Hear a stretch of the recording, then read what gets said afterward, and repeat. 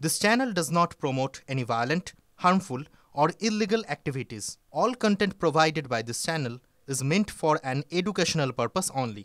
Top quality और consistent performance के लिए सिर्फ सिल्वर पंप नाम याद रखना।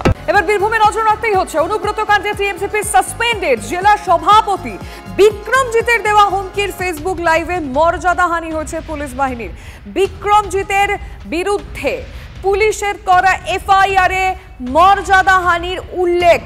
বিক্রমজিতের পোস্ট সংশ্লিষ্ট পুলিশ অফিসারের মনোবলে আঘাত করেছে। এর ফলে ওই পুলিশ কর্মীর নিরাপত্তা বিঘ্নিত হচ্ছে বলেও এফআইআরে উল্লেখ রয়েছে। অনুব্রতর পর পুলিশকে হুমকি তার সাগরেদে, সেই ভিডিও ইতিমধ্যেই আমরা দেখাচ্ছি আপনাদেরকে। মর্যাদাহানি হলে এখনো কেন কড়া পদক্ষেপ করলো না পুলিশ? মর্যাদাহানি হলে এখনো কেন প্রথম হুমকি দেওয়া অনুব্রতর ফোন বাজেয়াপ্ত করলো না পুলিশ? আমি এই সমস্ত প্রশ্নের উত্তর নেবার চেষ্টা করব। তন্ময় প্রামাণিক এই মুহূর্তে সরাসরি বীরভূম থেকে রয়েছে। তন্ময়, প্রশ্ন তো অনেকগুলো, পুলিশ দেখাচ্ছে যে কি কি পুলিশের সঙ্গে হয়েছে বা অনুব্রত সাগরেদ কি কি করেছে সব কিছু পরিষ্কার করে বলা হচ্ছে, পদক্ষেপ নেওয়ার বেলায় কেন এতটা সময় লাগছে? দেখো, এইটাই প্রশ্ন সাধারণ মানুষের, বিরোধীদের, যে একজন পুলিশের সাব ইন্সপেক্টর তিনি কমপ্লেন করছেন, তিনি যে থানায় কাজ করেন সেই থানাতে লিখিতভাবে সেই কমপ্লেন এফআইআর আকারে গ্রহণ করা হচ্ছে এবং সেখানে তিনি লিখছেন যে পুলিশের সম্মানহানি হয়েছে, আক্রমণাত্মকভাবে পুলিশের সম্মানহানি, পুলিশ সম্পর্কে ভুল তথ্য, সরকারি আধিকারিক সম্পর্কে মিথ্যে প্রচার এবং জনমানসে একটা অন্যরকম ভয়ঙ্কর পরিস্থিতি তৈরি করা, প্রভোকেশন রয়েছে। সব মিলিয়ে একাধিক গুরুত্বপূর্ণ অভিযোগ, মানে গুরুতর অভিযোগ চলেছে। কে করছে অভিযোগ? পুলিশ করছে। কোথায় করছে? থানাতে করছে। খোদ একজন পুলিশের কর্মী তিনি অভিযোগ করছেন যে পুলিশকে চূড়ান্তভাবে সম্মানহানি করা হয়েছে। কে করেছে? বিক্রমজিৎ সাউ। বিক্রমজিৎ সাউকে বীরভূম জেলার টিএমসিপি মানে তৃণমূল ছাত্র পরিষদের জেলা সভাপতি, সে একটি ফেসবুক পোস্ট করেছিল, পরে ফেসবুক পোস্ট ডিলিট করে দেয়। সেই ফেসবুক পোস্টকে একটি ডিভিডিতে ধরে তার লিঙ্ক নাম্বার দিয়ে এই কমপ্লেনটা হয়েছে এবং যেটা এফআইআর আকারে গৃহীত হয়েছে। তারপর সে হাজিরা দিয়েছে, তাকে নোটিশ করা হয়েছিল। প্রশ্ন উঠছে এখানে যে যখন এতগুলো গুরুতর অভিযোগ তখন সে হাজিরা দিয়ে চলে গেল, টিএমসিপির নেতা বলে ছাড় তাকে, এই প্রশ্ন উঠছে। আর দু নম্বর যেটা গুরুতর প্রশ্ন উঠছে, যদি বিক্রমজিৎ তার সামান্য ওই চ্যালেঞ্জ আইসিকে সেইটা যদি অত্যন্ত গুরুতর অভিযোগ হয়, তাহলে অনুব্রত মণ্ডলের যে ফোনে হুমকি, প্রাণনাশের হুমকি, একজন সরকারি আধিকারিক, পুলিশ আধিকারিকের স্ত্রী এবং মাকে হুমকি, সেগুলো তাহলে কীভাবে গ্রহণযোগ্য হবে? সেখানে পুলিশ কি করছে? পুলিশে তো নিষ্ক্রিয় কেন? এই এফআইআর, সেই এফআইআর ধরে বিক্রমজিতের প্রতি পুলিশের যে আচরণ এবং অনুব্রত মণ্ডলকে নিয়ে পুলিশের যে কাণ্ড কারখানা, সেটা নিয়ে কিন্তু মূল প্রশ্নগুলো উঠে যাচ্ছে। নজর রাখো তন্ময়। আপাতত তোমায় ধন্যবাদ। কিন্তু ইতিমধ্যেই আমরা সেই অভিযোগ সামনে আসছে আর একের পর এক প্রশ্ন সামনে আসছে, সেটা আমরা শুনলাম আমাদের রিপোর্টারের থেকে। কিন্তু সেই ভিডিওটা যেটা ফেসবুকে লাইভ করেছিলেন বিক্রমজিৎ, যেখানে পরোক্ষে নয় একেবারে প্রত্যক্ষভাবে হুমকি দিয়েছিলেন, একবার চলুন আরো একবার দেখি আমরা সেই ভিডিও। রিটন হালদার নাম ধরে বলছি, তুমি বাপে বেড়া তোমাদের ওই দম থাকে, রিটন হালদার তুমি অনুব্রত মণ্ডলের এগেনস্টে, বীরভূম জেলা তৃণমূল ছাত্র পরিষদের এগেনস্টে এবং বীরভূম জেলা তথা সাধারণ ছাত্র ছাত্রীদের এগেনস্টে একটা এফআইআর করে দেখিও। তুমি জানো নিজে, তুমি দুর্নীতি পরায়ণ, তুমি কত লোকের কাছে কতভাবে কীরকমভাবে টাকা নিয়েছো, তুমি তোমার নিজের ব্যক্তিগত সম্পত্তি কী করে অনুব্রত মণ্ডল তুলে দিতে চেয়েছিলে, সমস্ত তথ্য প্রমাণ আছে আমাদের কাছে। তুমি দিয়ে হবো, তুমি ডালেলায় চলবে, তোমাদের শিরায় উপশিরায় আমরা চলি।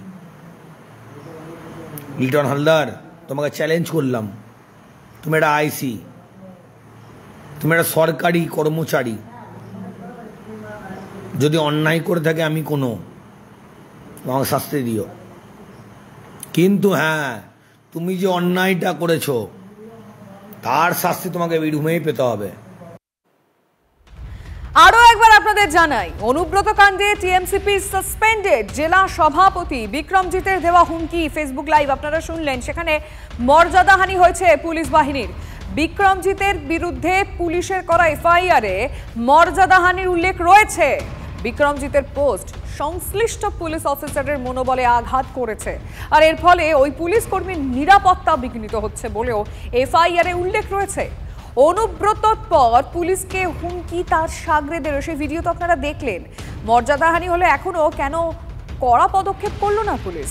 মর্যাদাহানি হলে এখনো কেন প্রথম হুমকি, মানে অনুব্রত মণ্ডল সেই তো প্রথম হুমকি দিয়েছিল, সেই অনুব্রত মণ্ডল তার ফোন বাজেয়াপ্ত কেন করলো না পুলিশ? এই প্রেক্ষাপটে সিউড়ি থানার আইসিকে বদলি করা হলো কেন? যে থানায় কিছুদিন আগেই হুমকি মামলায় হাজিরা দিতে হয়েছিল এই বিক্রমজিৎকেই। যদিও পুলিশের দাবি সিউড়ি থানার আইসিকে রুটিন বদলি করা হয়েছে।